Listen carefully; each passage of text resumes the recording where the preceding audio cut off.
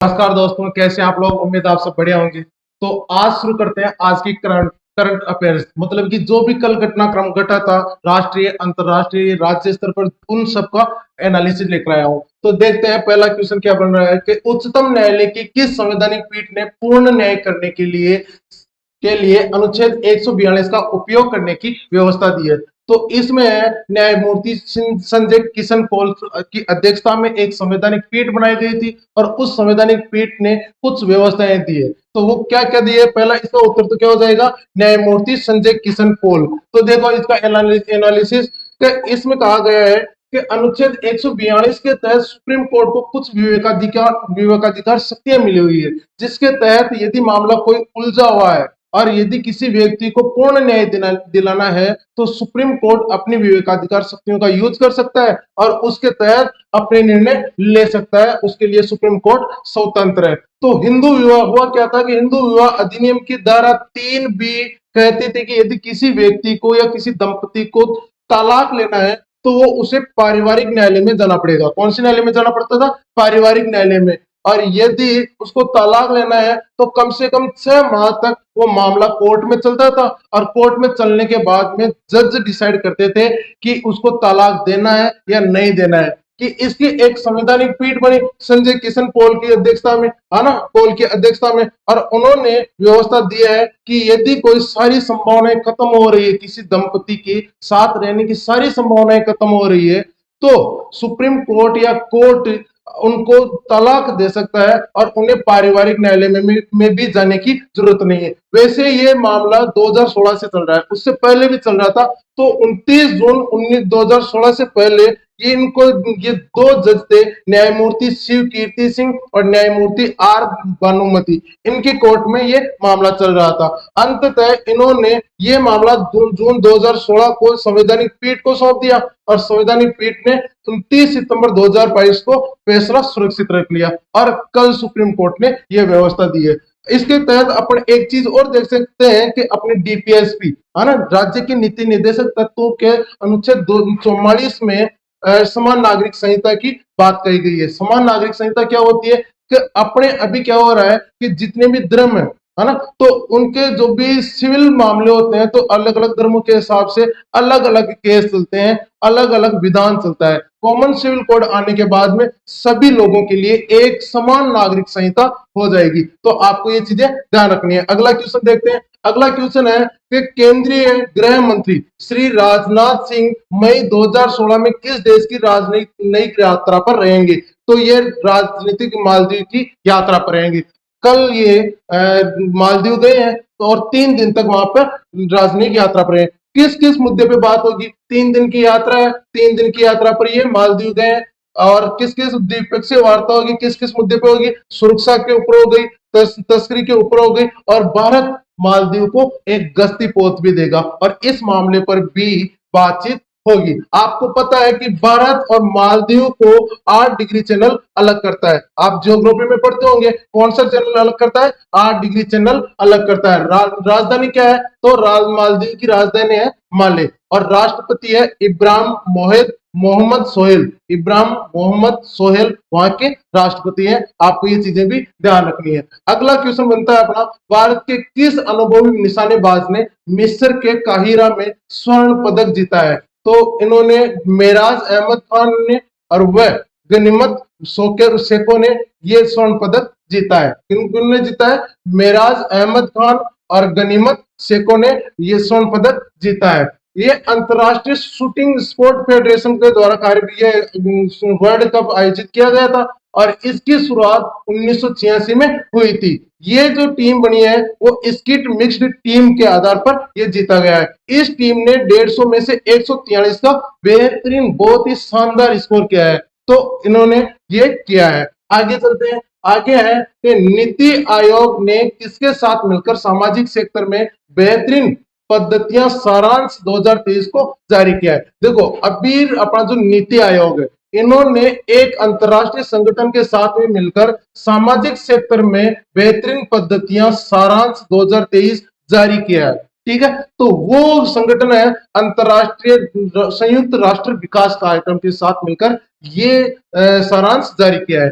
तो इसमें क्या क्या है कि लगभग इसमें 14 प्रमुख सामाजिक क्षेत्रों का अध्ययन किया गया है। कितने सामाजिक क्षेत्रों का अध्ययन किया है? 14 प्रमुख सामाजिक क्षेत्रों का तो इनमें अध्ययन किया गया है। 30 मंत्रालय और विभागों की इसमें जानकारी है। मतलब कहने का यह है कि 30 मंत्रालय और विभाग जिन्होंने अच्छा काम किया है सामाजिक सेक्टर में, है ना, और विकास के अंदर बहुत अच्छा योगदान दिया है, उन विभागों के जो 14 सेक्टर में किए हैं, 14 सामाजिक सेक्टर में काम किया है, उन विभागों की एक सारांश जारी किया गया है और जो कि संयुक्त राष्ट्र विकास कार्यक्रम के साथ में मिलकर किया है। और इसके लिए क्या होगा कि इससे जो इन विभागों ने काम किया है, इसके जो पीछे जो भविष्य में जो सीख मिलने वाली है वो मिलेगी और जमीनी स्तर पर इससे सुधार होगा। तो ये अपना कंटेंट था। अगला है क्वेश्चन कि जयपुर में किस मंत्रालय द्वारा योग महोत्सव का आयोजन किया जा रहा है? जयपुर में एक मंत्रालय है और देखो अगले महीने 21 जून को योग दिवस मनाया जाने वाला है। तो अभी एक योग महोत्सव हो रहा है और जयपुर में हो रहा है और इस महोत्सव को आयुष मंत्रालय द्वारा संचालित किया जा रहा है, क्रियान्वित किया जा रहा है। तो योग दिवस के बारे में देखते हैं कि योग दिवस को मनाया जाता है 21 जून को योग दिवस मनाया जा रहा है। सबसे बड़ा दिन होता है 21 जून, है ना, पूरे साल भर का सबसे बड़ा दिन होता है। और 2015 में यूएनओ संयुक्त राष्ट्र संघ में इसको मान्यता दी थी कि अंतरराष्ट्रीय 21 जून को अंतरराष्ट्रीय दिवस मनाया जाएगा। अगला अपना क्वेश्चन है कि एशियाई विकास बैंक एडीबी, शॉर्ट में इसको बोलते हैं एडीबी, एशियन डेवलपमेंट बैंक के निदेशक मंडल की 56वीं बैठक हो रही है, वार्षिक आम बैठक हो रही है। और वो बैठक कहां पर आयोजित की जा रही है? तो वो बैठक की जा रही है दक्षिणी कोरिया में। कहां पे आयोजित की जा रही है? दक्षिणी कोरिया में। निर्मला सीतारमण, अपने भारत के वित्त मंत्री निर्मला सीतारमण इसमें शिरकत करने जा रही है ना। तो किसने अपने यहाँ से निर्मला सीतारमण जी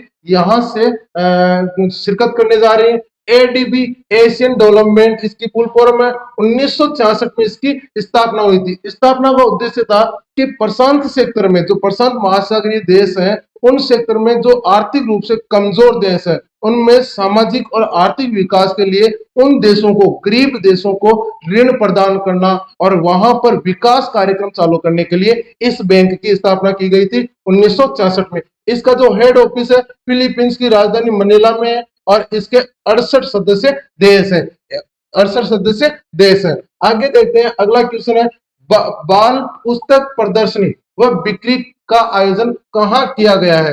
तो ये नई दिल्ली में किया गया है। नई दिल्ली के सूचना भवन में इसका आयोजन किया गया है। कहां पे किया गया है? सूचना भवन में। ये 3 दिवसीय कार्यक्रम था और प्रसिद्ध लेखिका मधु पंत ने इसको संचालित किया था। इस कार्यक्रम को संचालित किया गया था। और इसको जो मोटिव है, जो मेन उद्देश्य है, वो मेनली तो यह है कि जो बच्चे हैं उनमें लिखने की और पढ़ने की जिज्ञासा पैदा करना है। उन बच्चों को प्रोत्साहित करना है कि ज्यादा से ज्यादा लिख सके, कविता, कहानियां आदि लिखें और ज्यादा से ज्यादा पढ़े। तो इनको बच्चों को प्रोत्साहित करने के लिए 3 दिवसीय कार्यक्रम नई दिल्ली के सूचना भवन में आयोजित किया गया। अगला है 30 अप्रैल 2023 तक मन की बात कार्यक्रम के कितने एपिसोड पूरे हो चुके हैं? तो 300 एपिसोड कंप्लीट हो चुके हैं। आप सब लोगों को पता है कि जब प्रधानमंत्री मोदी जी प्रधानमंत्री बने थे 2014 में, तो उन्होंने ऑल इंडिया रेडियो पर मन की बात कार्यक्रम शुरू किया था, है ना।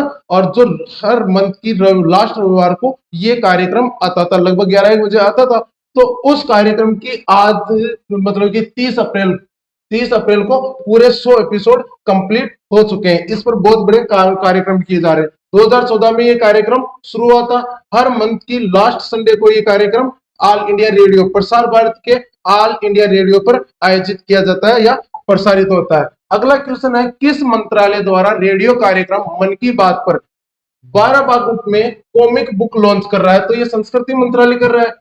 तो संस्कृति मंत्रालय कर रहा है। तो देखो 2014 से आज दिन तक 100 कार्यक्रम कंप्लीट हो चुके हैं, 100 मन की बात कंप्लीट हो चुकी है। और इन मन की बात पर जो संस्कृति मंत्रालय है, ये संस्कृति मंत्रालय 12 भागों में कॉमिक बुक लॉन्च करेगा। जो भी प्रधानमंत्री मोदी जी ने कहा है उनको एक बुक में संगठित करके, संकलित करके मार्केट में उतारेगा और लॉन्च करेगा। तो ये किसने किया है? तो संस्कृति मंत्रालय ने। आपको एक चीज और बता दूं कि संस्कृति मंत्रालय ने पूरे देश में 13 प्रोजेक्ट शो और किए हैं, 13 प्रोजेक्ट 100 ओवर किए हैं। जो 100वीं अभी परसों पहले दिन हुआ था, 100वां कार्यक्रम, 100वां एपिसोड, उसके 13 प्रोजेक्ट शो किए हैं। जैसे लाल किले पे किए हैं, अलग अलग स्थानों पर प्रोजेक्ट से दर्शाया है कि प्रधानमंत्री मोदी जी की मन की बात को। अगला देखते हैं, अगला ये 13 प्रोजेक्ट शो लॉन्च किए हैं, जिसने संस्कृति मंत्रालय ने किए हैं। अगला है कि उसने युद्धग्रस्त सूडान में फंसे भारतीयों को बचाने के लिए कौन सा अभियान चलाया जा रहा है? तो ये अभियान चलाया जा रहा है, अभियान कावेरी।